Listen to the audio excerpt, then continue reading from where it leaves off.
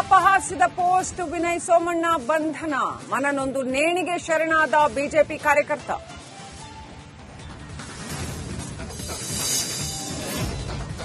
BJP ಶಾಸಕರ ಮೇಲೆ ನಡೀತಾ ಇದೆಯಾ ಗೂಢಚರ್ಯ? ಲೊಕೇಶನ್ ಟ್ರೇಸ್ ಮಾಡ್ತಿರೋ ಆರೋಪ. ಪೊಲೀಸರ ಮುಂದೆ ಶಾಸಕ ಶಿವರಾಜ್ ಪಾಟೀಲ್ ಅಳಲು. ಕಾಂಗ್ರೆಸ್ನೊಳಗೆ ಅನುದಾನ ತಾರತಮ್ಯ. ಡಿಕೆಶಿ ಆಪ್ತರಿಗೆ ಬೆಣ್ಣೆ, ಉಳಿದವರಿಗೆ ಸುಣ್ಣ. ಜಲಸಂಪನ್ಮೂಲ ಇಲಾಖೆ ಅಂಕಿ ಅಂಶಗಳಲ್ಲೇ ಮಾಹಿತಿ.